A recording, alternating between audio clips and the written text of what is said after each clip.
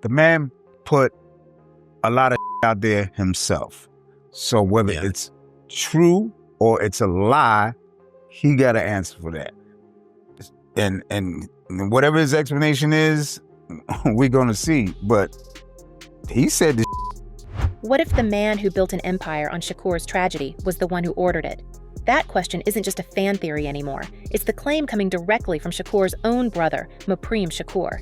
He's no longer hinting. He's declaring, with a lawyer and a case file to back it up, that Sean Diddy Combs played a role in the shooting that ended Shakur's life and nearly took Suge Knight's with it. And this time, it isn't a rumor echoing through hip-hop forums. It's a family-driven legal campaign unfolding in real time. I'm mad still that my brother, first of all, that's the... Mopreme has officially retained powerhouse attorney Alex Spiro, the same defense architect who dismantled the prosecution in Alec Baldwin's Rust case and now represents New York's embattled mayor. The move sent shockwaves through the entertainment and legal worlds because it signals something Diddy's camp never expected: a structured investigation with witnesses, sworn affidavits, and an intent to bring charges. For nearly 3 decades, every whisper tying Diddy to Shakur's tragedy has been dismissed as tabloid chatter. But with Spiro's involvement, it's suddenly being treated like an open case. Mopreme has said plainly that there are questions that need to be answered, and after watching Diddy's fall from billionaire mogul to inmate, he believes those answers are closer than ever. It's so complicated, convoluted, chaotic. It's hard to actually figure out what's what, but it's becoming clearer. The story starts, strangely enough, with a phone call back in 2008. Diddy reached out to Mopreme through a mutual acquaintance, radio host Big Boy. He wanted to talk man to man. On that call, Diddy denied any connection to Shakur's passing, insisting he had nothing to do with what happened that night in Las Vegas in 1996. Mopreme listened, but even then, he didn't believe it. The truth is still yet to come out, he told him. That conversation has haunted him for years. And now, with Keffy D awaiting trial for orchestrating the hit and prosecutors naming Diddy 47 times in a 180-page filing, Mopreme says the time for patience is over. Those court papers have become the foundation of this new offensive. Inside them, the name Sean Combs appears again and again. 47 separate mentions in a police interview from 2009, in which Keffy D allegedly described a bounty placed on Shakur and Suge Knight's heads. He claimed Diddy offered millions, enraged by Shakur's track Hit 'Em Up, which mocked his label, his artists, and even his personal life. Prosecutors quoted Keffy saying that Diddy wanted the problem handled, that he was afraid of Suge and furious at being humiliated on record. It's an image that runs completely counter to the polished mogul who once told audiences that love was his only brand. I don't know how much money is coming in, but I know that a lot of money is going out every single month for Diddy. Behind the glossy exterior of Bad Boy Records, Diddy's world has been quietly collapsing. By late 2025, the once untouchable mogul stood convicted on 2 counts of transporting individuals for immoral purposes across state lines, a Mann Act violation that earned him 50 months in federal prison. His request for bail was denied 3 times. Even former President Trump publicly claimed Diddy had reached out asking for a pardon. Prosecutors said federal agents found AR-15 rifles and more than 1,000 bottles of lubricant during raids on his homes in Miami and Los Angeles.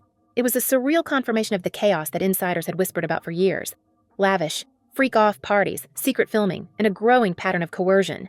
Now, as Diddy sits behind bars, his legal team is falling apart. One of his top attorneys, Anthony Rico, recently walked out mid-trial preparation after clashing with co-counsel Mark Agnafilo over how to handle the trafficking allegations. Rico reportedly told the judge he could no longer effectively defend his client. That internal collapse has only fueled the perception that the empire is rotting from within.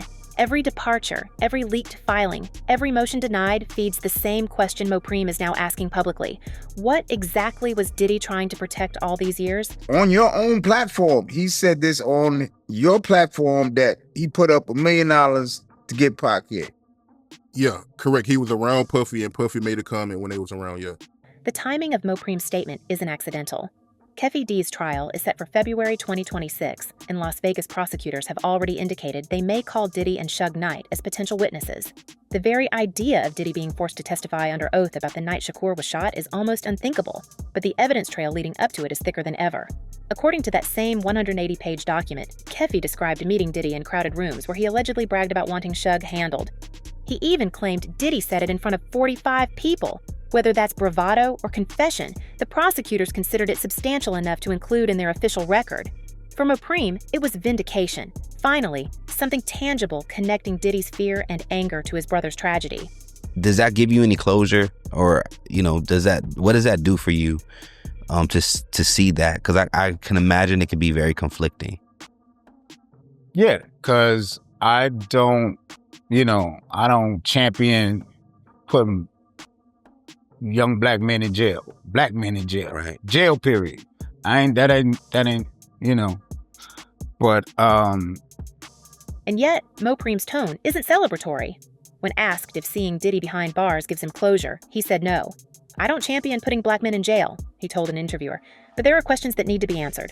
It's a measured, almost weary stance from someone who's been carrying this suspicion for 28 years. He's not after revenge, he says. He's after proof. And that's exactly what he believes Spiro's investigation will uncover. Documents, witnesses, maybe even recordings that show how far Diddy's influence reached during the 90s East-West feud. It's impossible to separate that feud from what's happening now. The mid-90s rivalry between Diddy's Bad Boy Records and Suge Knight's Death Row was a cultural war. The Source Awards confrontation, Shakur's Hit 'Em Up, Biggie's Counter Records. Every insult layered the tension until it spilled into real violence. Law enforcement sources long believed gang intermediaries blurred the line between business and street retribution. When Keffy D told detectives that Diddy offered him a bounty to get rid of Shakur and Suge, that story fit perfectly into what investigators already suspected: corporate money funding street warfare under the guise of music competition. Diddy has always denied it, calling the allegations ridiculous, but now those words are being re-examined in courtrooms instead of magazines. Oh, but so make no mistake, the music industry, it's a dirty game. It's a dirty fucking game. Anyway, you know what I mean? It's a dirty game, so much stuff that, you may never hear about, but it's a dirty game. We can see how the pieces converge. Diddy's own downfall has made it easier for old ghosts to resurface. When the federal agents raided his mansions in March 2025, they weren't just searching for evidence of trafficking. According to the U.S. Sun, they were also cooperating with the task force investigating Shakur's case. That revelation shook the hip-hop world. For years, these were separate scandals, one about alleged private misconduct, the other about a decades-old drive-by. Now, they're starting to look like chapters of the same story: power, fear, and the cost of loyalty. Every new filing chips away at Diddy's credibility. Even before sentencing, former inmates were warning him about what awaited at FCI Fort Dix, where he's requested to serve time under a special rehabilitation program. Legal analysts pointed out that his plea for placement there suggests vulnerability, a desire for safety. It's the same word that keeps appearing in those old transcripts: scared. Keffy D described him as real scared of that guy, meaning Suge Knight. If fear drove his actions then, it might still be driving them now. Was the incentive just revenge, or was the incentive for that supposed money that Puffy supposedly put up? And that brings us to the most disturbing possibility in Mo Preem's case. If Diddy was willing, allegedly, to pay millions to have Shakur and Suge eliminated, what else was he capable of? And who else was involved? Because the bounty wasn't just about revenge, it was about control. The East-West feud wasn't only music, it was territory, influence, and the flow of billions through hip-hop's emerging mainstream. Those who controlled it controlled culture itself. We're now hearing whispers about the man who allegedly handled the payment, a name that's resurfaced from old LA street files: Eric Zip Martin. According to Keffy's testimony, Zip was the go-between, the one who supplied the weapon and received the alleged $1 million bounty. But insiders claim that money never reached the shooters. Zip kept it. He was later found with unexplained cash and connections to both Bad Boy and organized street figures. What happened to that money, and whether any of it can be traced, could blow the entire case wide open. Because if investigators follow the path of those dollars, they might find more than missing cash. They might find the truth that's been buried since 1996, waiting for the right moment to come to light. Yeah, he was scared. Yes, I agree. I do agree that he was probably terrified for his life. So if that is the case, it's also quite feasible that he put up money to get Pac. You know what I mean? Diddy didn't just want Shakur gone. He needed him gone. Because Shakur wasn't just a rival. He was the one person who could expose the truth about how Diddy built his empire. Back in 1996, when Shakur dropped Hit 'Em Up, it wasn't only an insult, it was a financial and reputational bomb. The track, called Diddy Out by Name, mocked his artists and hinted at secrets that insiders say were never meant to reach the public. For Diddy, that song wasn't just a diss record, it was a liability that could unravel everything he had worked for. According to the latest filings, that's when the alleged $1 million bounty entered the picture. Not just vengeance, but business. Not personal hate, but self-preservation. Investigators point to that number, $1 million, as more than street talk. It matched the kind of money that could change a gang war into a corporate maneuver. If Shakur was silenced, Diddy's dominance over the East Coast market was guaranteed. With Death Row under siege and Biggie still alive, the removal of Shakur cleared the path for Bad Boy to expand. It's the kind of motive prosecutors love: financial, strategic, cold. And when Keffy D told detectives that Diddy said, "I'll give anything for that man's head," the statement didn't sound impulsive. It sounded calculated. That's where Eric Zip Martin comes in, the alleged fixer in the middle. Keffy D's testimony paints him as the connector, the man who delivered the weapon and handled the cash. According to court documents, Zip got paid by Puff at some point, but he never passed the money to the shooters. That raises the question haunting investigators now. If the bounty was real and Zip took the cash, where did it go? There's never been any record of it turning up, no deposit, no trace. The working theory among law enforcement insiders is that someone close to the deal pocketed it, or worse, that the money never left Diddy's circle in the first place. He said it was, according to him, he said it was security that accepted money, participated in it, and it was so-called homies. We can't ignore what happened afterward. Years later, Keffy D described meeting Diddy again, this time in a parking lot outside the Hollywood House of Blues. Diddy, he said, was visibly nervous. He never took his eyes off us. That image doesn't fit the narrative of a man who had paid for protection. It fits someone haunted by unfinished business. If Diddy truly funded the plot, then meeting the same people who executed it could have been a nightmare scenario, especially if that $1 million bounty had gone missing. Fear, guilt, or just paranoia, whatever it was, Diddy looked shaken. And once Pac passed and Biggie was gone, the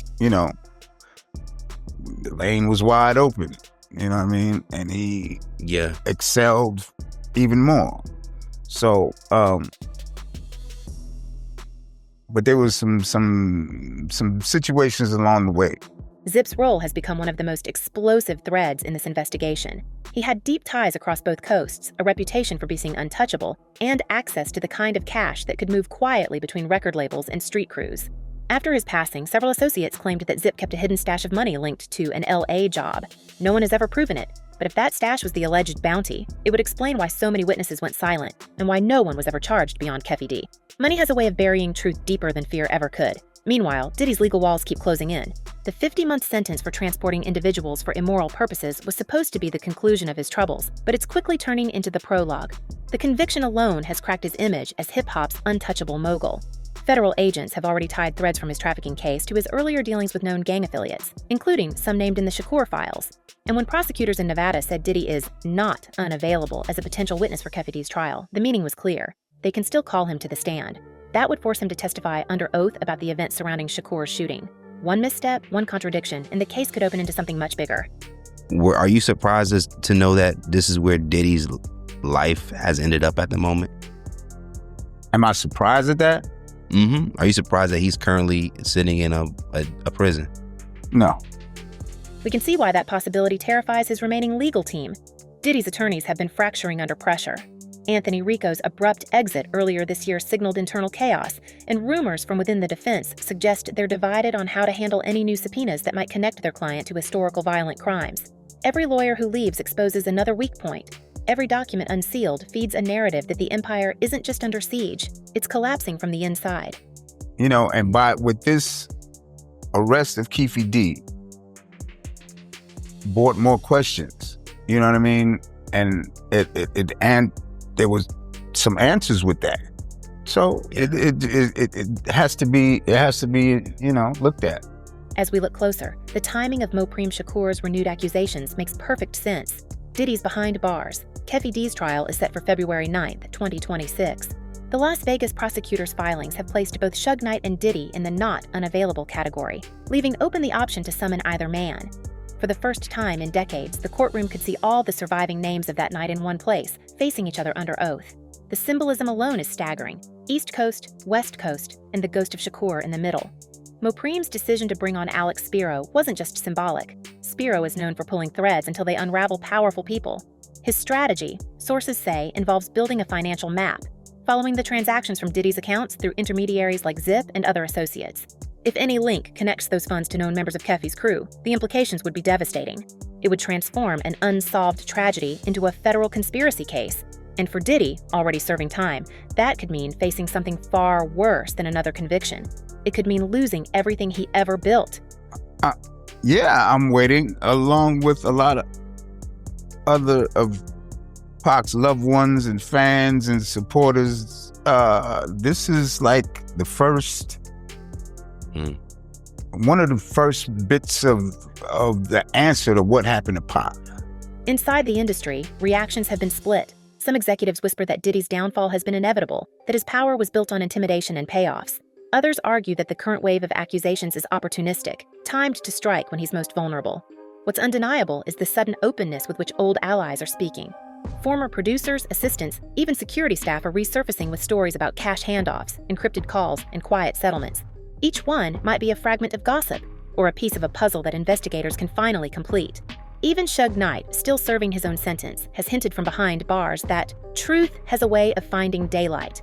For a feud that defined an entire generation of hip-hop, those words sound almost prophetic. If Keffy D's testimony connects Diddy to the bounty, and Mopreem's legal team corroborates it through bank records or witness statements, the fallout could reach far beyond the courtroom. It could rewrite music history, forcing fans to confront the idea that one of hip-hop's biggest moguls rose on the ashes of the artist he once claimed to admire. And yet, the strangest part is how quiet Diddy has become. His team has issued no new statements, no denials, no sound bites. Silence in the face of this storm feels louder than any defense. We can imagine him sitting in his cell at Fort Dix, waiting to see if the next headline bears his name again. This time not for scandal, but for something irreversible. He's already lost his freedom. His fortune is dwindling under lawsuits, and his reputation has imploded. What's left to lose but the story itself? Because him and Diddy was given that deal, we gotta keep these East Coast rappers down. Because down South rappers, Cash Money, No Limit, Ludacris and them, they was taking little money and bringing back more money and making more money for them. As investigators dig deeper into the financial records tied to Zip Martin and Keffy D, one question looms. Was the bounty ever paid, or was it simply promised to ensure loyalty? If the money still exists somewhere, buried in accounts or laundered through shell companies, finding it could prove everything Mopreem has been claiming. And if that trail leads back to Diddy, it won't just reopen Shakur's case. It could end the myth of the bad boy empire forever. Diddy built his world on control. Control over artists, over image, over truth. But now, the people who once protected those secrets are talking. Lawyers, witnesses, even former insiders are peeling back layers that were never supposed to be seen. Every revelation brings us closer to understanding what really happened in Las Vegas that night and why so many people have tried to keep it buried. So, we're left to wonder, is this the final act of hip-hop's longest-running mystery, or just the beginning of a reckoning that will shake the industry to its core? One thing's certain, those walls around Diddy's empire are closing in, and when they fall, everyone connected to that story will feel the impact. Tell us what you think. Was Shakur's downfall just a feud gone too far, or was it part of something much bigger? Until next time, keep watching, keep questioning, and never stop looking beneath the surface.